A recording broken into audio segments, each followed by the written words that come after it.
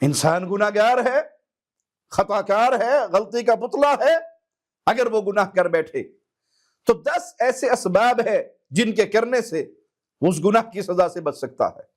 سب سے پہلے توبہ کر لے، اللہ اس کی توبہ قبول کرے، اور گناہ کی توبہ کر لی جائے تو یوں ہے گویا اس نے گناہ کیا ہی نہیں۔ استغفار کرے کہ اللہ اس کو بخش دے، اللہ سے معافی مانگے، نیکیاں کرے کیونکہ نیکیاں برائیوں کو ختم کر دیتی ہیں۔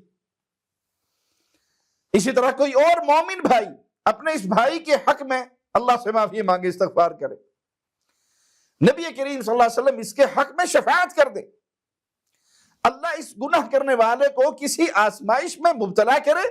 اور یہ اس آزمائش پہ صبر کرے، تب بھی اس کے گناہ معاف کر دیے جاتے ہیں۔ برزخ میں عذاب ملنے کے بعد بخشش ہو جاتی ہے، اللہ اس عذاب سے محفوظ فرمائے اور اپنی رحمت، اپنے فضل، اپنے کرم سے بغیر حساب و کتاب اور بغیر عذاب کے اپنی رحمت سے اپنی جنت الفردوس عطا فرمائے۔ اسی طرح یہ شخص کسی اچھے اعمال کی طرف رہنمائی کر دے، کسی شخص کو بتا دے کہ تم یہ کام کرو گے تمہیں سے یہ فائدہ ہوگا، تو دین کی تبلیغ کرنا، نیکی کی تبلیغ کرنا، یہ بھی انسان کے گناہوں کی معافی کا ایک ذریعہ ہے۔ اور اگر وہ کبائر ہیں اللہ نہیں معاف کرتا تو پھر قیامت کے دن اس کی سزا ملنی، اور سزا مل کے مومن بندہ بالآخر جنت میں ضرور جائے گا۔ یا اللہ ارحم الراحمین ہے، وہ اپنی رحمت سے معاف فرما دے۔ جو ان میں سے بھی محروم رہ گیا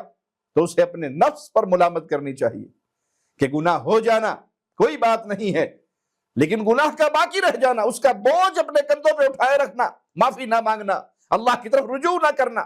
معافی کے اسباب اختیار نہ کرنا، یہ بہت بڑی بربادی اور محرومی ہے۔